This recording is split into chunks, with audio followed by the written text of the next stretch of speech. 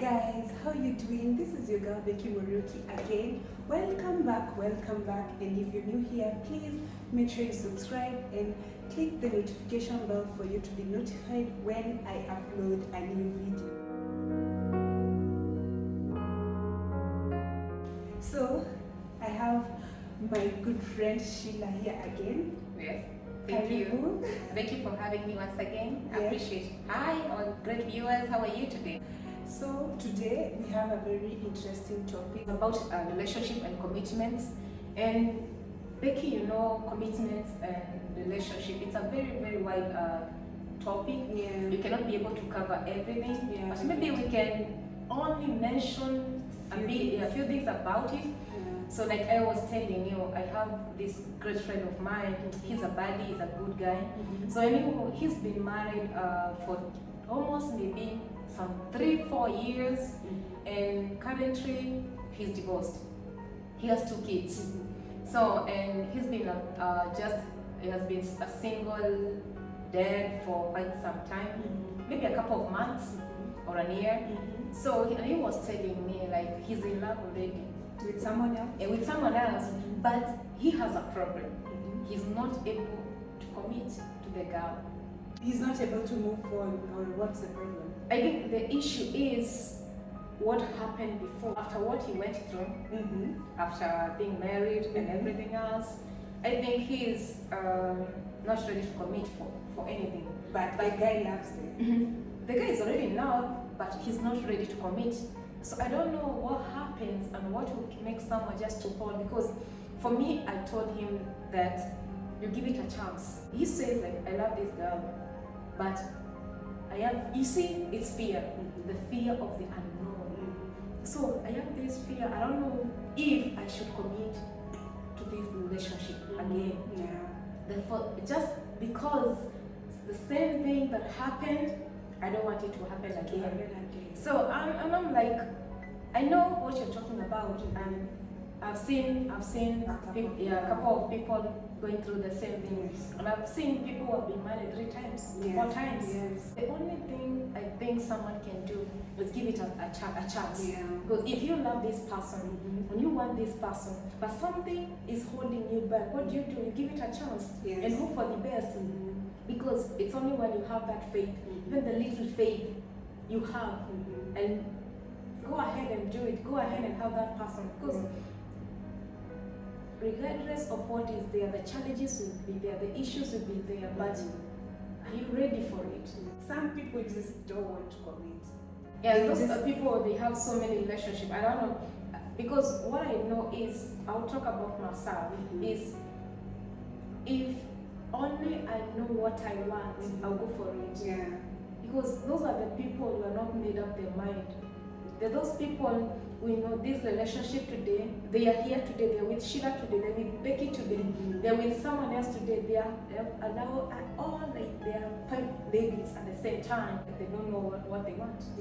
So if you don't want to commit, I am with you, because there is no way I'm going to stay in a relationship for 1 year, 2 years, 3 years, 4 years. No. Why? I will tell you one thing. 3 to 6 months, I'll be able to know if I want to settle with this person or I do not want to settle with this person. Because if at all you know what you want, you should be able to know. Because it all depends what do you want as a person. What do you want? Because if you're not ready for a relationship or a commitment, then why do you have to go ahead and start a relationship? So there is no need for you starting a relationship if at all you're not ready to commit to it. For me, I feel even family can make someone not commit. Oh yeah, the parents, let's say the parents, they play a role in that, because the moment a parent starts saying you cannot marry from this community or that community, so it becomes a limitation for you. So I want to go beyond and get married to a certain community. And here my parents are like, you cannot go ahead and marry from that community. So I think that one also a reason as to why people are not willing to commit. So what are you saying? Are you going to go ahead?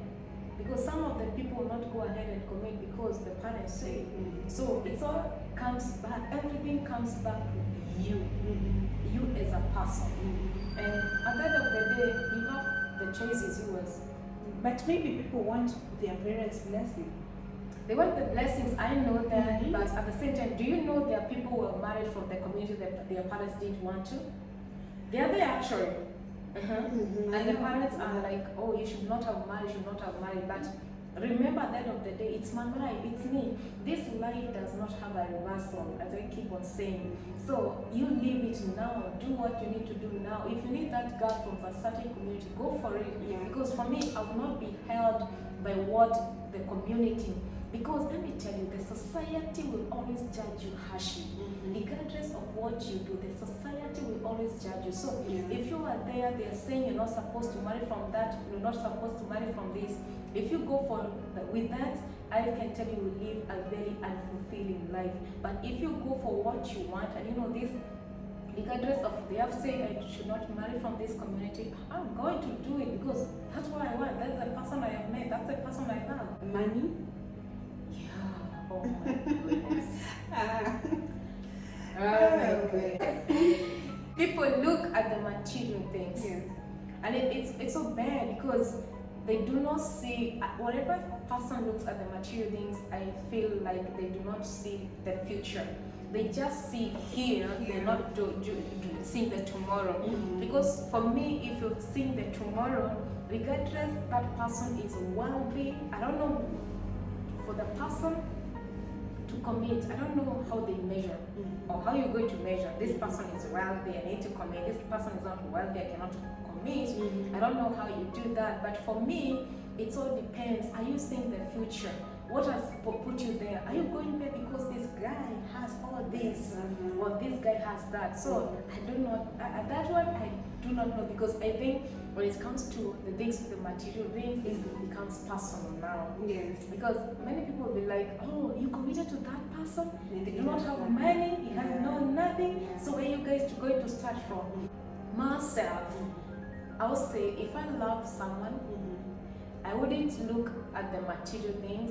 I know we need money. I know for us, money is just a tool. It's not, money should not be a goal. It should be a tool to help you accomplish that goal. So if we with my fiancé, we are not in a good place, like world-wise, we're not so wealthy, and still love this person, I think, and they have a good vision. Because if you're looking for something that is ready-made for you, my friend, I think you're going to wait forever. So look for something that you guys can build together. Another thing is age. I should ask you, do you check on age when you want to date someone? Yeah, for me I do. So age matters to you? Yes, it does. So do you say, like, is he old enough? I cannot date a younger guy. Oh, great. We mature so fast. Yeah. Would they say like the ladies, they mature fast? Yes.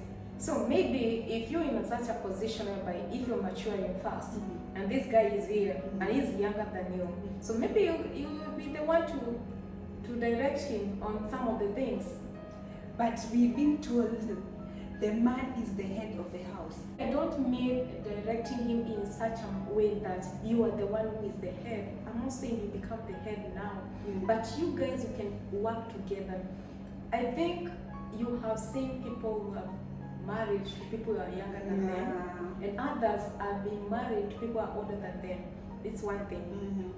I've seen people who are older than the lady, but those people, the relationship did not do nothing, and they're not even doing nothing. It's not even working, and they are divorced, and they are just single right now. I've seen people who have been married when a guy is younger than you, then they're doing good.